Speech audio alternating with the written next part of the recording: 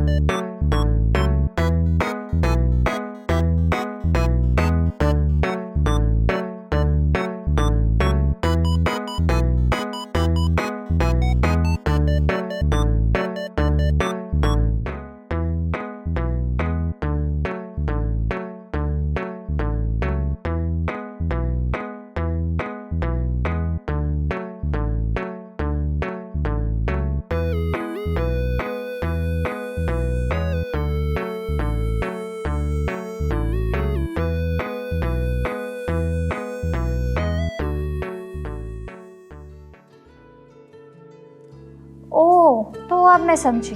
ये इतना दिलचस्प शोध है। मुझे विश्वास नहीं हो रहा है कि जो बच्चे मार्शमेलो से खुद को रोक पाए या उसका इंतज़ार कर पाए वे अधिक सफल हो गए। मैंने तुमसे कहा था ना कि कनेक्शन है। तो दोस्तों, आशा भरी नारी में हम नीति वचन की पुस्तक पर अपना अध्ययन जारी रख रहे हैं और हम एक समय में एक विषय को कवर करने का प्रयास कर रहे हैं। आज हम इस पर विचार करना जारी रख रहे हैं कि आत्मनियंत्रण के बारे में ये पुस्तक क्या कहती है। कुछ साल पहले किसी ने मुझे the worst case scenario survival handbook नाम की एक बहुत ही मददगार किताब दी। ये पुस्तक किसी भी प्रकार के परिदृश्य से बचने के लिए व्यवहारिक ज्ञान से भरी हुई थी। जैसे जहरीले सर्पदंश से कैसे बचें या चलती ट्रेन में खतरे के समय कैसे अपनी रक्षा करें। ये पुस्तक आपको सिखा सकती है कि टैक्सी कैब में बच्चे को कैसे जन्म दिया जाए, या यदि आपका पैराशूट नहीं खुलता है तो आप क्या करेंगे, क्योंकि आप कभी नहीं जान सकते कि अगले क्षण क्या होने वाला है। दोस्तों, जीवन खतरों से भरा है और आपको हर परिस्थिति का सामना करने के लिए तैयार रहना चाहिए। सच में दोस्तों, कई मायनों में नीति वचन की पुस्तक जीवन के लिए एक मार्गदर्शिका की तरह लगती है। आपदा हर कोने में छिपी हुई है और मैं तेज रफ्तार गाड़ी चलाने वाले या सर्पदंश के बारे में बात नहीं कर रही हूँ। मैं पाप के प्रलोभन के बारे में बात कर रही हूँ। जी हाँ, पाप का प्रलोभन। हमारा एक शत्रु है जो सिंह की नाई इस खोज में रहता है कि किसको कब फाड़ खाए। यदि हम पाप की शक्ति और हमारे शरीर की कमजोरी के बारे में गहराई से नहीं जानते हैं तो हम अपने जीवन को शुरू होने से पहले ही समाप्त कर चुके हैं। आप अपने भविष्य को नष्ट कर सकते हैं और लगभग 5 मिनट के आत्मभोग में परमेश्वर ने आपको जो कुछ भी दिया है उसको त्याग सकते हैं। दोस्तों, आज का वीडियो इस बात का एक शक्तिशाली रहस्य उद्घाटन करने वाला था कि हमारे जीवन में आत्मनियंत्रण कितना महत्वपूर्ण है। क्या आप जानते हैं कि बाइबल नीति वचन 25 उसके 28 में बिना आत्म संयम के मनुष्य की तुलना बिखरे हुए शहर से करती है। प्राचीन दुनिया में दीवारों के बिना का शहर एक आपदा थी, क्योंकि इसका मतलब था कि हर शहर लुटेरों या विदेशी सेना के किसी भी आक्रमण के खिलाफ रक्षाहीन था। ठीक है दोस्तों, मुझे लगता है कि आप इसकी तुलना हमारे दरवाजे और फाटकों को खुला छोड़ने से कर सकते हैं। जब हम कभी बाहर जाते हैं और किसी से इसे लूटने की उम्मीद नहीं करते तो हम अपने घर के दरवाजे बंद करके जाते हैं। लेकिन चलिए उस मार्शमेलो वीडियो पर वापस नज़र डालते हैं जिसे हमने देखा था। और मैं सच में ये जानना चाहती थी उस वीडियो को देखने के बाद कि उन बच्चों ने ऐसा क्या किया कि उन्हें इतनी प्रतीक्षा करने में मदद मिली। मुझे खुशी है कि आपने पूछा वाणी। शोधकर्ताओं ने देखा है कि कुछ बच्चों ने खुद को व्यस्त रखा। उन्होंने अपने जूते उतार दिए और अपने पैर की उंगलियों को ऐसे हिलाया जैसे कि मानो वो पियानो बजा रहे हों।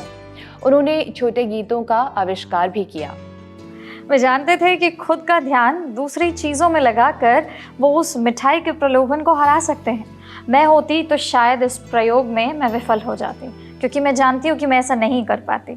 मैं बहुत कोशिश करती हूँ लेकिन मैं हमेशा नियंत्रण कई जगहों पे खो देती हूँ। खासकर जब मैं अपने घर वालों के साथ, अपने भाई के साथ या पिता के साथ चर्चा कर रही होती हूँ, आत्मनियंत्रण प्रदर्शित करना कठिन हो जाता है। जब ऐसा लगता है कि कोई और हमें नियंत्रण से बाहर का काम करवा रहा है या करने के लिए बोल रहा है और हमारी भावनाओं को अनपेक्षित जगहों पर ले जाता है। वाणी, मैं आपकी बात बहुत अच्छे से समझ रही हूँ। माँ और पत्नी के रूप में हम अक्सर ऐसी परिस्थितियों का सामना करते हैं जो स्पष्ट रूप से हमारे नियंत्रण से बाहर होती हैं और जो हमें असहज या ठेस पहुंचाने वाले तरीके से प्रतिक्रिया करने दे सकती है।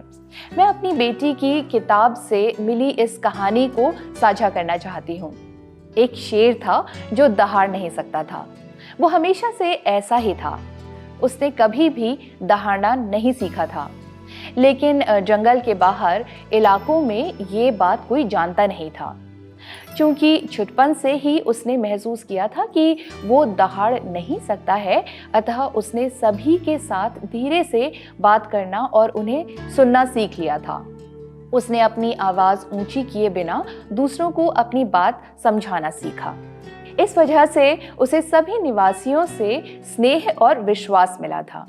लेकिन एक दिन शेर ने एक सूअर से बात की जो इतना मूर्ख और जिद्दी था कि शेर को सूअर को समझाने का कोई तरीका नहीं समझ आया। उसे सूअर पर दहाड़ने की तीव्र इच्छा हुई, लेकिन चूंकि वो दहाड़ नहीं सकता था तो शेर को खुद में कुछ कमी महसूस हुई। इस समस्या को हल करने की कोशिश करने के लिए उसने एक गर्जन मशीन का आविष्कार करने के लिए कुछ समय बिताए, ताकि जब भी आवश्यकता हो वो उसका उपयोग कर सके। गर्जन मशीन को पूरा करने के कुछ दिनों के बाद वही बेवकूफ़ और जिद्दी सूअर वहां से फिर गुजरा। उसने शेर को इतना परेशान कर दिया कि शेर ने अपनी जो बनाई हुई मशीन थी उसका इस्तेमाल कर लिया।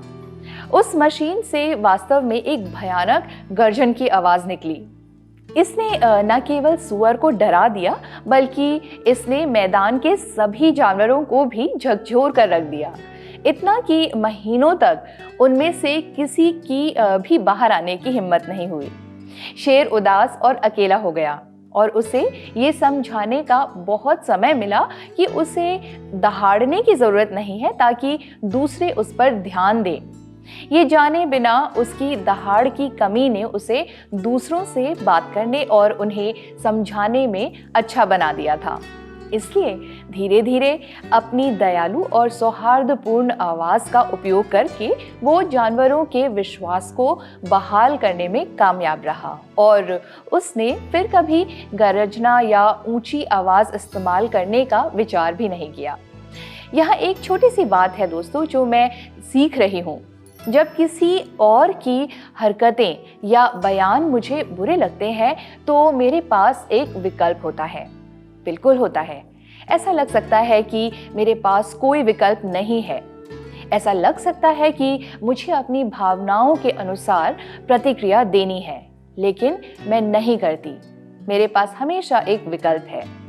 मेरे पास चुनाव है कि मैं दूसरों को अपनी भावनाओं को नियंत्रित करने की शक्ति दूं या नहीं।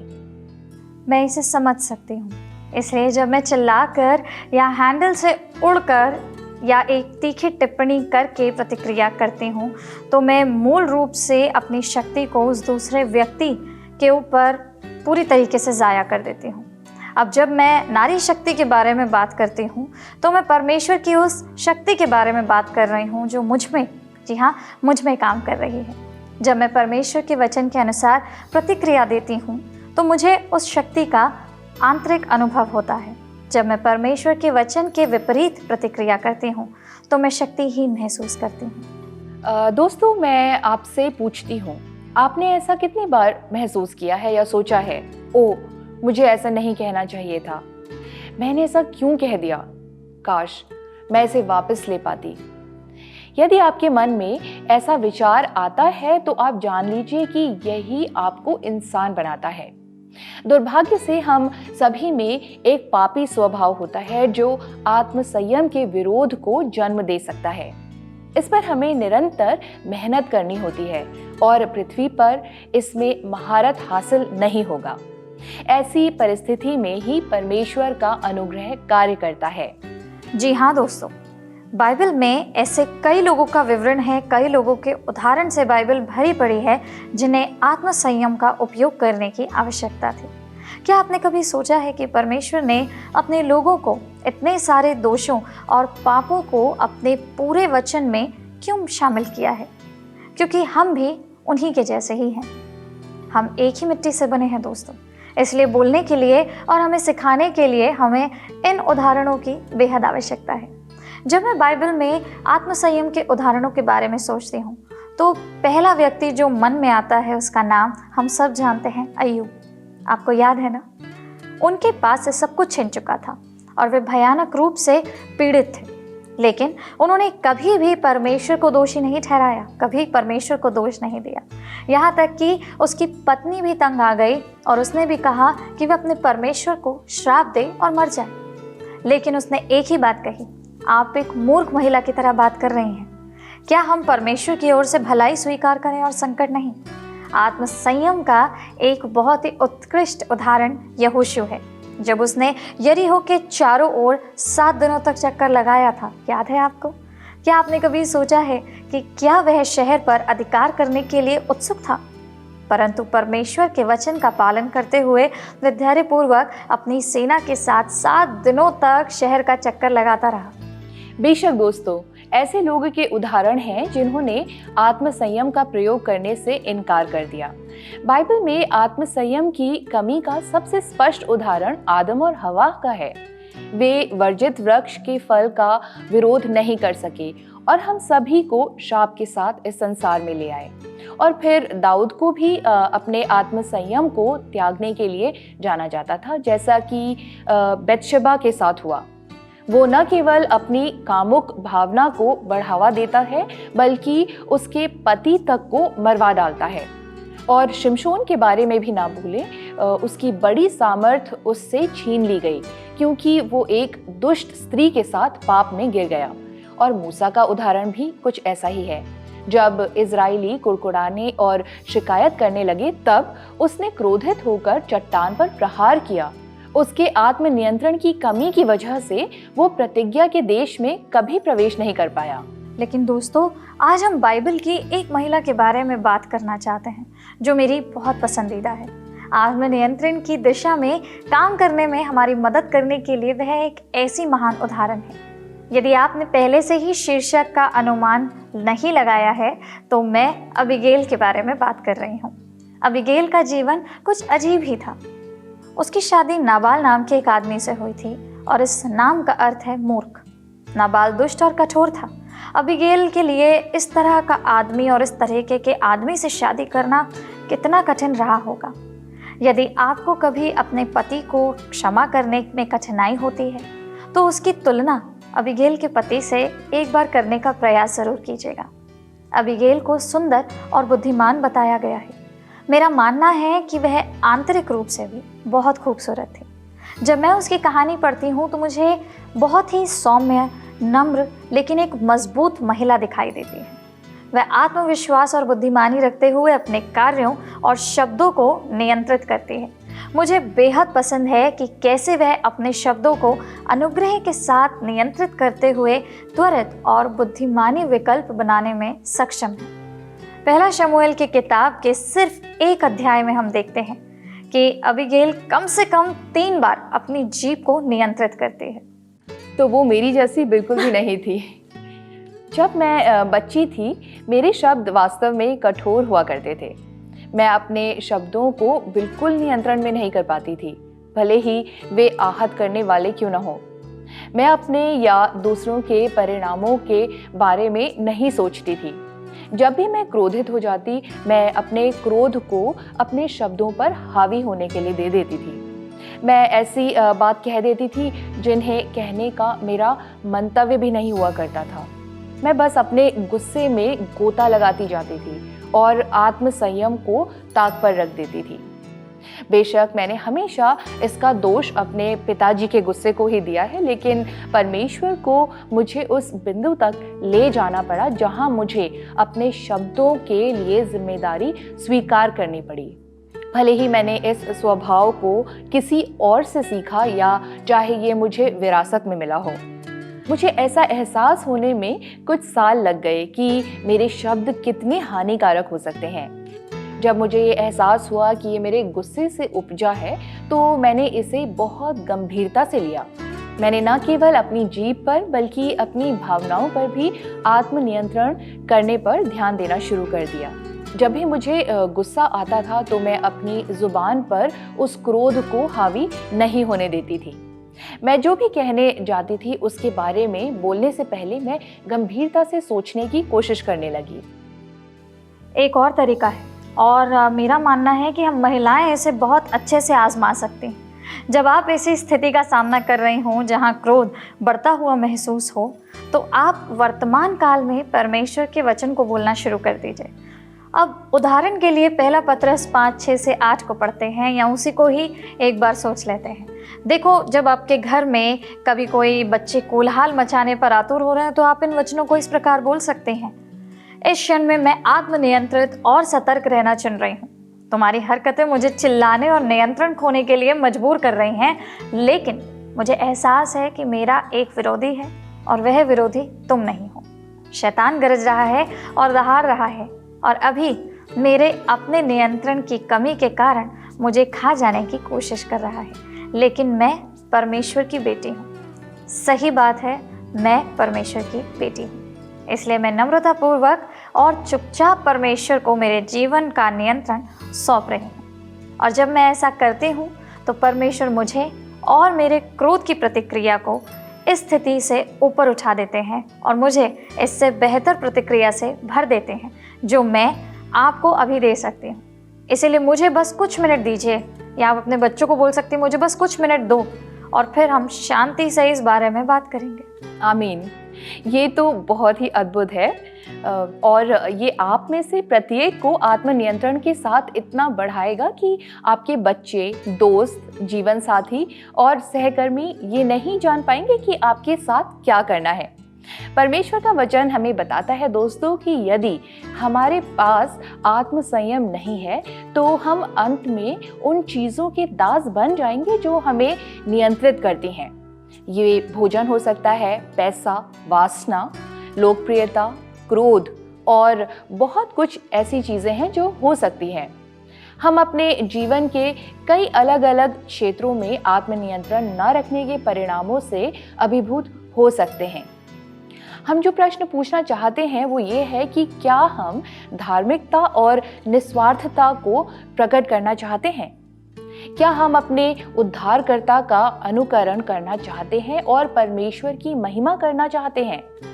हम पापों को नियंत्रण में लाने के लिए उसकी शक्ति का प्रयोग कर सकते हैं। दूसरा तीमुथियुस 1 और उसका 7 पद कहता है, क्योंकि जो आत्मा परमेश्वर ने हमें दी है वो हमें डरपोक नहीं बनाता, वरन हमें सामर्थ, प्रेम और संयम देता है। जो मुझे बल देता है उसके द्वारा मैं ये सब कर सकती हूँ।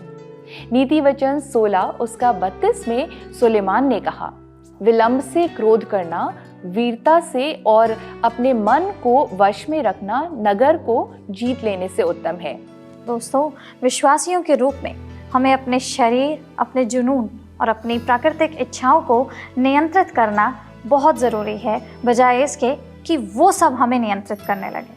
बहुत सारे लोग भली भांति जानते हैं कि उन्हें अधिक अनुशासन की आवश्यकता होती है। एक ऐसा अनुशासन जो हमें स्वस्थ भोजन करने, समय से उठने, बच्चों को अच्छी आदतें डलवाने और पैसे की बर्बादी करने से रोकता है और ऐसी बातें सिखाता है। अच्छा लगता है ना? आप व्यक्तिगत अनुशासन कैसे विकसित करते हैं? निम्नलिखित दिशा निर्देश आपको आत्म अनुशासन सीखने में मदद कर सकते हैं। पहले छोटे छोटे कदम उठाएं। जब भीतर की वो आवाज़ कहती है ना, यह एक बार कोई मायने नहीं रखता, तब आपको त्वरित निर्णायक कार्रवाई करनी होगी। समय की पाबंदी भी अनुशासन का विषय है। जब आपको देर हो जाती है तो यह ऐसा कहने जैसा होता है कि इस बैठक में आप सभी मेरे जितने महत्वपूर्ण नहीं हैं, इसीलिए आप मेरी प्रतीक्षा कर सकते हैं, और ये बहुत गलत है दोस्तों। 2 अलार्म घड़ी सेट कर सकते हैं अगर आप पाबंद होना चाहते हैं वक्त के लिए। दूसरी घड़ी अपने कमरे में लगाएं और एक घड़ी कोने में लगा दें। छोटी चीज़ों में अनुशासन का अभ्यास करने से बड़ी चीज़ों में परिणाम मिलता है। यह भविष्य के लाभ के लिए गति निर्धारित करता है। अब अगर बात करें दूसरे दिशा निर्देश की, तो वो होगा किसी के प्रति जवाबदेह बने। यही छोटे समूहों की ताकत है। इसका मतलब है कि आपको किसी को आपसे जवाब लेने के लिए, कठिन प्रश्न पूछने के लिए तैयार रहना होगा। क्या आप इस सप्ताह अपने आहार पर काबू रख पाएं? आज सुबह आपने अपने शांत समय में क्या पढ़ा? क्या आप इस सप्ताह हर दिन समय पर पाबंद थीं? ये सब इतना आसान नहीं है जितना आवश्यक है। और तीसरा दिशा निर्देश इस प्रकार है, इस बात को समझें कि आत्म अनुशासन विकसित करना उसके अनुरूप है जो ईश्वर आपसे चाहता है। सीख ये है कि लक्ष्य जो आपके जीवन के लिए परमेश्वर के उद्देश्य के अनुरूप है, वे भी परमेश्वर की सामर्थ्य लाते हैं और आपकी कमजोरियों में मदद करते हैं। कुरिन्थियों को पौलुस ने लिखा, इस कारण मैं मसीह के निमित्त दुर्बलताओं, अपमानों, क्लेशों, सतावों, कठिनाइयों से प्रसन्न होता हूँ, क्योंकि जब मैं निर्बल होता हूँ तब बलवान होता हूँ। इसका मतलब ये है दोस्तों कि आप प्रार्थना के माध्यम से ताकत पा सकती हैं और आशा भी पा सकती हैं कि चीज़ें बेहतर हो सकती हैं। फिलिपियों 4 उसके 13 का सिद्धांत मान्य है। ये पौलुस को ये कहते हुए उद्धृत करता है, मैं मसीह के माध्यम से सब कुछ कर सकता हूँ जो मुझे सामर्थ्य देता है। और अंत में जब आप असफल होती हैं तो फिर से शुरू करें और फिर से और फिर से। कोशिश करने से हार ना माने दोस्तों। आज हमारे निजी जीवन में हमारी सबसे बड़ी ज़रूरतों में से एक है अनुशासन। ये सफलता की कुंजी विकसित कर सकता है और आपके जीवन के लिए परमेश्वर की इच्छा को पूरा करने में आपकी मदद कर सकता है। जी हाँ दोस्तों, आत्मनियंत्रण भावनाओं से भरी त्वरित प्रतिक्रिया नहीं है, बल्कि उस तरह से प्रतिक्रिया करना है जैसे यीशु करते हैं। क्या आपको हाथ के ब्रेसलेट याद हैं जो कुछ समय के लिए बड़े लोकप्रिय हुए थे? उन पर किसी ना किसी रूप से ये अक्षर छपे हुए होते थे WWJD। वे पहनने वाले को खुद से यह पूछने के लिए याद दिलाने के लिए ब्रेसलेट्स थे कि यीशु क्या करेंगे, What would Jesus do? इस तरह ऐसा करके वे समझ जाते थे कि उन्हें अपने मानवीय भावनाओं पर आधारित प्रतिक्रिया नहीं देनी है, परंतु हर परिस्थिति में यीशु की तरह प्रतिक्रिया देने का प्रयास करना है। हर दिन जब हम उस पृथ्वी पर बने रहने के लिए धन्य होते हैं, परमेश्वर की कृपा और उनकी कई आशीषों का आनंद लेते हुए हम ऐसे लोगों और परिस्थितियों का सामना करेंगे जिनके लिए हमें प्रतिक्रिया देने की आवश्यकता होती है। क्या होगा अगर कोई बातचीत के बीच में आपको काट देता है? क्या होगा अगर आपके कार्यस्थल पर कोई और आपका प्रमोशन ले लेता है? या अगर कोई किराने की दुकान पर आपके मनचाहे सामान को आपसे पहले ले लेता है?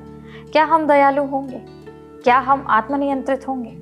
कई बार हम अपनी भावनाओं के आवेश में आकर प्रतिक्रिया करने के लिए ललचाएंगे। क्या हम उस प्रलोभन का विरोध करेंगे और यीशु की तरह प्रतिक्रिया देंगे, या हम पाप से हार मानकर उसकी अवज्ञा करेंगे? ये प्रश्न पूछना कोई बुरा विचार नहीं है कि यीशु क्या करेंगे, या इसे फिर से लिखने के लिए यीशु कैसे प्रतिक्रिया देंगे। मित्रों, याद रखें, जब यीशु का प्रेम हमें नियंत्रित करता है तो हम उस स्वतंत्रता का आनंद ले सकते हैं जो हमें स्वयं प्रलोभनों और इच्छाओं का सामना न करने से मिलती हैं। हम उसमें ताकत पा सकते हैं। तो दोस्तों, हम आशा करते हैं कि आज के कार्यक्रम के द्वारा आपको आशीष प्राप्त हुई है। अगले हफ्ते आपसे फिर मुलाकात होगी। तब तक के लिए हमें आज्ञा दीजिए। प्रभु आपको आशीष दे।